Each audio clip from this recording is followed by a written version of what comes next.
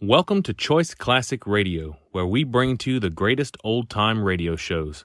Like us on Facebook, subscribe to us on YouTube, and thank you for donating at choiceclassicradio.com. From Hollywood, it's time now for... Johnny Dollar. Johnny, this is Byron Kay at Intercoastal Maritime and Life in Boston. Hello, boy. Remember Hurricane Audrey? Back in the latter part of June, sure. Must have hit your company pretty hard. Yes. But if anybody ever needed help, it was those people down in Louisiana and neighboring states. Yeah. So we've paid up the claims just as fast as they've come in. Except for one. Oh, what's that? One we received only a couple of days ago. Okay, bye. Give me the dope and I'll head for Louisiana on the first plane. Wrong direction, Johnny. Huh? Texas? No. Oklahoma? Arkansas? Buffalo, New York. What?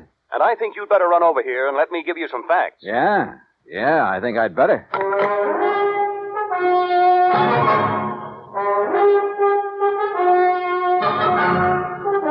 Bob Bailey in the exciting adventures of the man with the action-packed expense account. America's fabulous freelance insurance investigator. Yours truly, Johnny Dollar.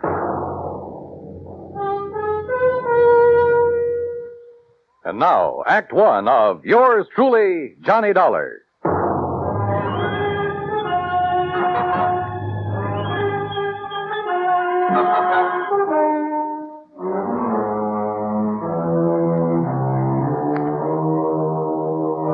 Expense account submitted by Special Investigator Johnny Dollar to the Intercoastal Maritime and Life Insurance Company, Boston, Massachusetts.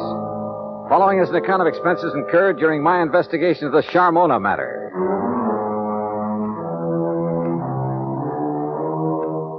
Expense account item 1, 1845. Plane fare and incidentals, Hartford to Boston, and a cab to Byron Kay's office in the Little Building. Glad to see you, Johnny. Hi. I'm glad you can take this on for me. Sit down. Okay, thanks. Ever hear of Charles Francis Keeley?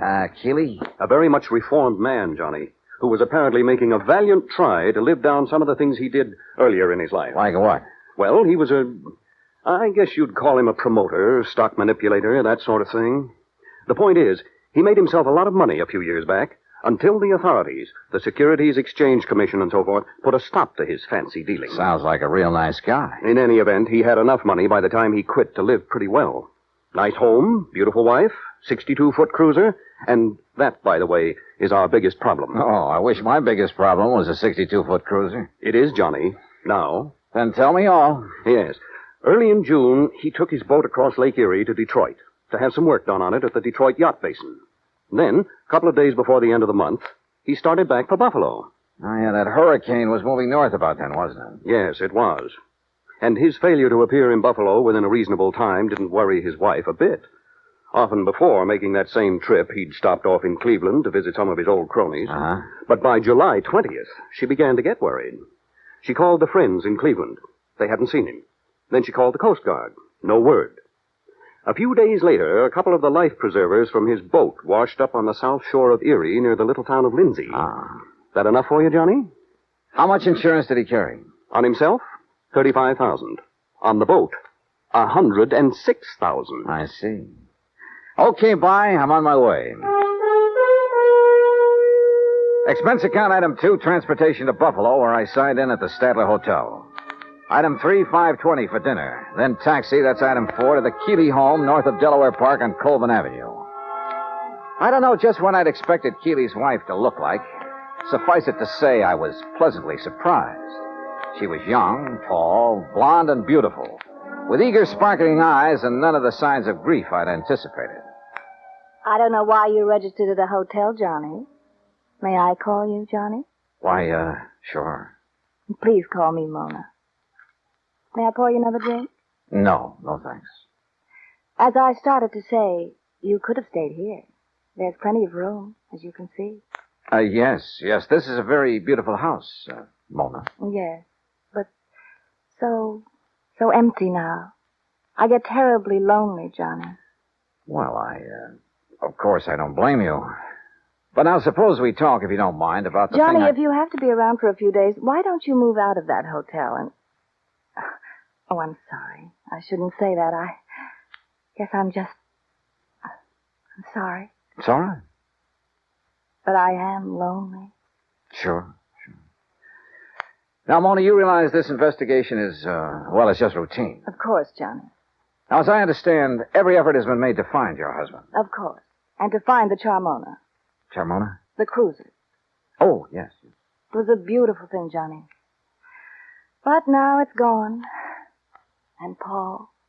Paul? Yes, Paul Matthews was the pilot. Only he was more than that. He was very nice. Yeah. Well, now, as I... Oh, excuse me. Every time that phone rings, I hope it's some word, some news that perhaps...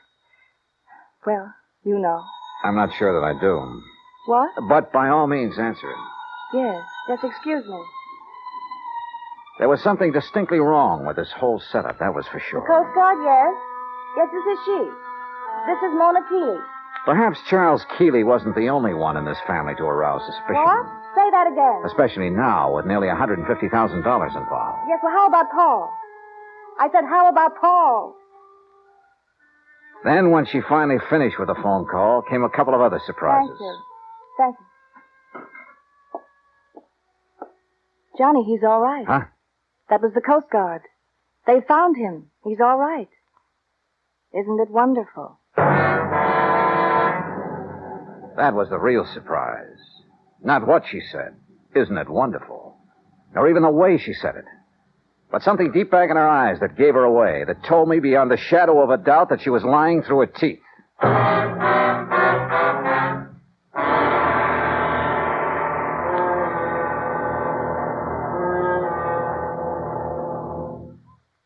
Act two of yours truly, Johnny Dollar, in a moment. It is a rare event when a young man decides to leave civilization behind and hide himself away in the steaming jungle, just so he can help his fellow humans in a remote corner of the world. The late Dr. Tom Dooley did just that when he left the United States to help the sick and starving jungle people in the little kingdom of Laos in Southeast Asia. Dr. Dooley's story is well known to nearly everyone. And all over the world, people talk of his little jungle hospital on stilts. That's where he treated the dread diseases of the jungle and trained native medical technicians so that they might help their own people. Dr. Dooley wrote and lectured to many people so that the work of his medical assistance program, Medico, might go on. It was not easy for someone so young and so talented to give up the bright lights of the city and plant himself down in an unknown jungle just for the purpose of helping unfortunate people he didn't even know. But through Medico, Dr. Tom Dooley wanted to help people. He wanted to help people to help themselves. Today, the work of Medico is going forward in a number of countries besides Laos. Young men are being sent to the United States to be schooled in medicine with the idea of returning to their own countries to help their own people. Hundreds of thousands of dollars worth of medical supplies have been donated by American businessmen and pharmaceutical companies. Today, Dr. Tom Dooley's work is being continued for him. It is helping to create better understanding. It is an injection of the spirit of freedom. The right of all men everywhere. And now, Act two of yours truly, Johnny Dollar, and the Charmona matter.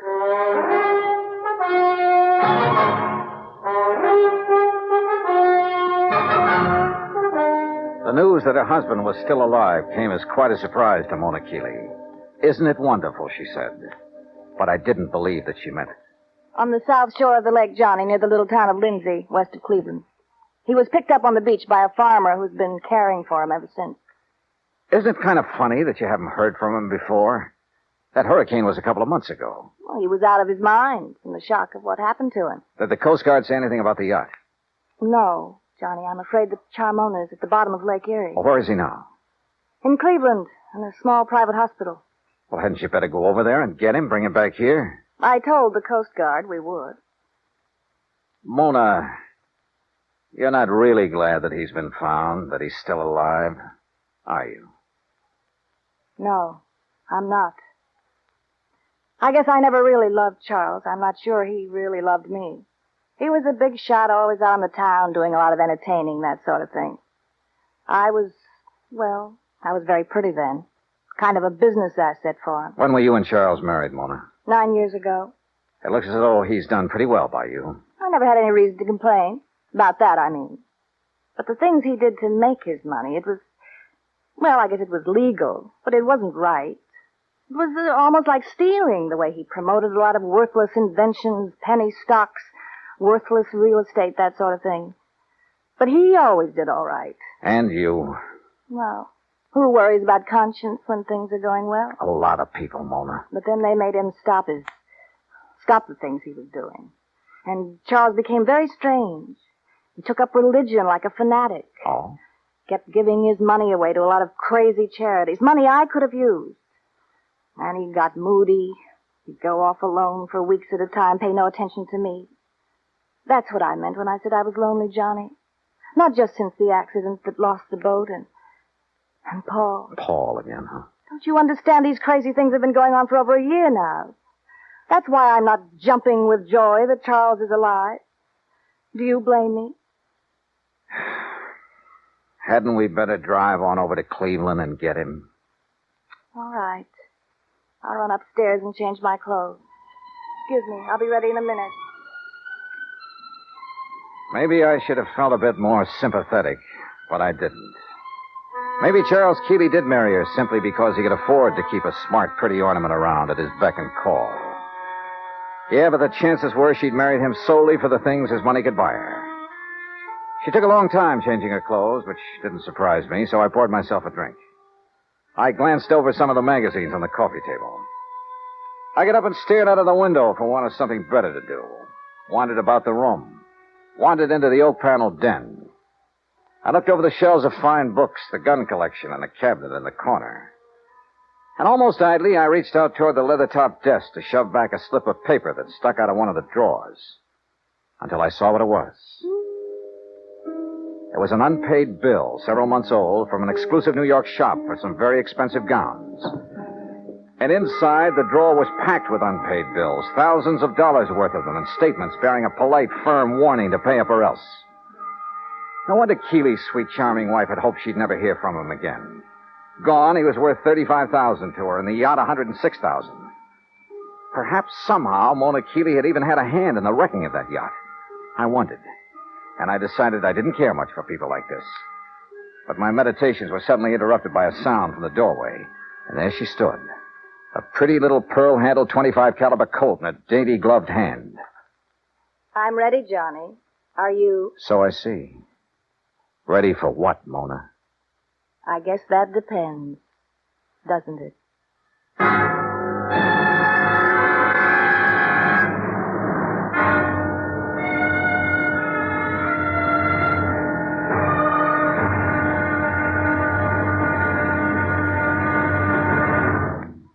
Act 3 of yours truly, Johnny Dollar, in a moment. Our flag now numbers 50 stars, and behind each star there stands yet another flag, representing one of the 50 states. Wisconsin's state flag bears the state motto, Forward, and a likeness of the state mascot, the badger. The word badger was a nickname for the miners in southwest Wisconsin. During the mining boom just prior to 1830, the people who came from Illinois mined only during the good season and left during the bad. They were called suckers, just like the fish in the streams. But the busy Wisconsinites, with either too little time to leave or to build a house, moved into abandoned mine shafts to live as badgers. The Wisconsin banner pays tribute to these industrious natives. Wisconsin's state flag, the flag of the 30th state to enter the Union, was adopted on April 26, 1913. And now, Act 3 of yours truly, Johnny Dollar, and the Charmona matter. Mona Keeley stood there in the door of the den, a .25 caliber Colt in her hand. For she'd caught me going through the drawer of a desk, through papers that showed only too clearly why the loss in a storm of a $100,000 yacht might well have been carefully planned. Why she wished that her husband had gone down with her. You shouldn't have done it, Johnny. You shouldn't have looked in that desk. Pretty good proof, isn't it, Mona, that the wreck of the Charmona was no accident. I don't know how your husband worked it and still managed to get back to shore alive. You don't know what you're talking about. But he almost didn't make it, if what you've told me is the truth. Maybe that's because he didn't anticipate that the storms from Hurricane Audrey would hit Lake Erie. Maybe it's because... Well, we'll soon find out. Will you? Yes, when we drive over to the hospital in Cleveland and talk with him, if he's really there. Oh, he's there, all right. And you and I are going for a drive, but not to Cleveland. All right, now. Oh, put that thing down, Mona. Sorry, sweetheart. That little thing in your hand is about as accurate as a slingshot. Now, why don't you... No, don't move. I still don't get it, though. Oh? What? And I'm sure you must have been in with your husband on his deliberate sinking of the yacht. If you think Charles sank it deliberately, Johnny, you're all wrong. Then I certainly don't get it. Because if... Oh, now, wait a minute. You've made a couple of cracks about... What was his name? Paul? Do you want to know the truth? Paul was the pilot for Charles, and there's been no word about him. So he must have gone down with the Charmona. That's why I'm lonely and feel the way I do. Mona, this whole thing smells worse to me He every was minute. young, and he was kind, and he loved me. I was glad when they found that Charmona had gone down, because the money for it would be mine. And I could get free of Charles, and Paul and I could... That's why I hoped Charles was gone. Yeah, another $35,000 for you. You're about the crummiest lot I've ever run into. Look at this, Mona, here on the desk. What? This solid gold table lamp. What about And it? there beside you, that expensive mirror. What are you talking about? Well, look. Why did you do that? To get this gun away from you. No, you... Oh, you... A lot of good this would have done you with the safety on. I'll kill you for this, Johnny. No, I don't think so. And I don't think the police would like it if you try. Oh, no. Do you think they'd blame me for trying to stop you from going through the papers in my desk? For shooting you? No. Wait. I didn't mean that. I couldn't have shot you, Johnny. Johnny? Before we go, is there anything you'd like to tell me? Go? Where? Is there anything you'd like to tell me about why Charles really sank the Charmona? No. And I don't think you'll ever know how and why the Charmona went down. Want to bet? No, stay right there. Now I've got the gun, remember? Hello? What? Charlie? No. This is a friend of the family. Oh, well, this is Harry Nelson. You gave me a real start. I thought Charlie'd come back from his watery grave. He has, Mr. Nelson. What? Yes, he's in a Cleveland hospital. He's okay. Oh. Well, then I'll talk to him when he gets back. You see, I'm the man who was going to give him $98,000 for the Charmona when he got her back from Detroit. Oh, yeah, sure. But since the Coast Guard tells me she was a complete loss, well, naturally, I think I'll have my deposit back. I'm sure you'll get it, Mr. Nelson. Yeah, okay, Mr. What did you say your name is? Bye. Who was that? Someone who threw some very interesting light on this whole matter. Come on. Where? Our little drive, remember? To Cleveland. During the 5-hour drive to Grace Hospital on the outskirts of Cleveland, I questioned her, using every trick I could, but she refused to talk. The theory that Charles Keeley had deliberately sunk his yacht had gone up in smoke. If he had a buyer for it, he wouldn't need to try to collect the insurance on it. But I still knew the whole case was anything but lily white, and hoped that Keeley could explain a few things. When we arrived at the hospital, there was a police lieutenant in Keeley's room and a stenographer. When she saw them, Mona gasped slightly and sank into a chair, to which the lieutenant promptly handcuffed her. As Charles Keeley talked, the whole case became crystal clear, and at the same time about as sordid as anything I'd ever heard. I should have realized what was up when Paul Matthews suddenly refused to make the trip back to Buffalo with me. He was my pilot, Lieutenant. I phoned the Coast Guard about him as soon as... Yes, sir. It was on the Coast Guard's tip that we ordered Paul Matthews picked up. Picked up. Then he's all right. Shut her up, Lieutenant, or get her out of here. As I started to say, they not only picked him up, but found where he bought the various parts for the little device he used. Good. Device? What are you talking about, Lieutenant? Let me tell him. Sure, go ahead, Mr. Keeley. Then this stenographer will have it all down on the record. I should have known what was up when Paul suddenly decided not to go back with me just before sailing time. You see, I've suspected for some months that he and my wife behind my back... Charles. Shut up, you rotten little... Go on, Mr. Keeley. I should have known then, but I had to get the cruiser back to Buffalo to a friend who'd offered me cash for it. Harry Nelson. Yes. Enough to get me back on my feet again. And I didn't know why Paul had left me to make the trip alone. until the explosion about 5 hours out. What? Yes, Mr. Dollar, up forward, where there couldn't possibly have been anything explosive.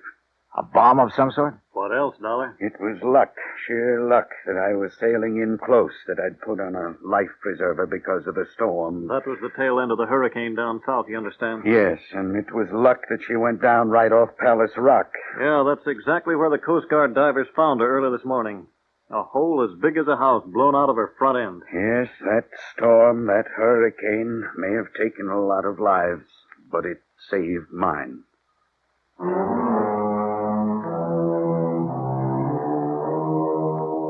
All I can say is I'm glad there are courts to take care of situations like this.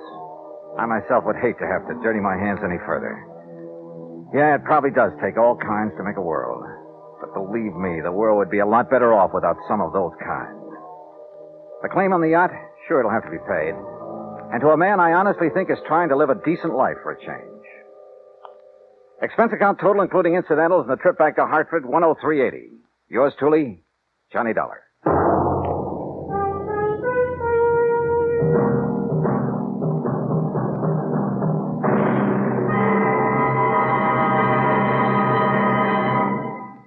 Our star will return in just a moment. An old English proverb states that a friend in need is a friend indeed. We've all heard it before, but how many of us have realized the full import of its meaning? When Jose Lara Valverde, an 8-year-old Spanish boy, was in need, he found out what real friendship could be. Stricken by a rare glandular disease, little Jose began to lose his fight for survival when his vital supply of drugs ran out. In a desperate call for help, an amateur radio operator named Conte broadcast a weak signal over the European airwaves. The plea was picked up by a ham operator, Hans Ketterle, in Germany, who relayed the urgent message to a nearby United States Air Force unit. The American airmen quickly dug up the only available drugs of the kind needed. They flew the Mercy package by jet to Madrid. From there, an ambulance screamed its urgent way 190 miles to Andújar, Jose's hometown. The medicine saved his life, but only temporarily. Another source had to be found, and it was, again, in Germany. The two rare drugs were again rushed by American jet fighter pilots, by helicopter, and by Air Force staff car through high winds and thunderstorms to the bedside of the stricken boy.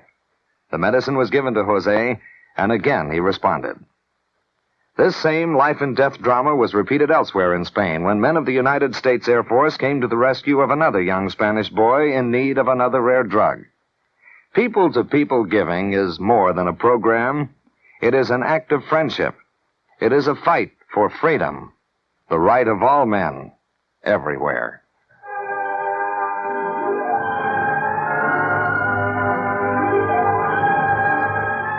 Yours truly, Johnny Dollar, starring Bob Bailey, originates in Hollywood.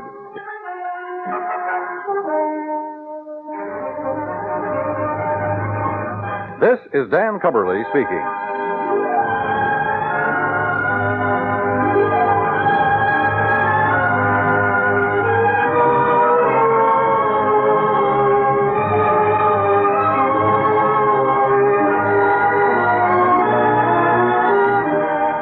This is the United States Armed Forces Radio and Television Service.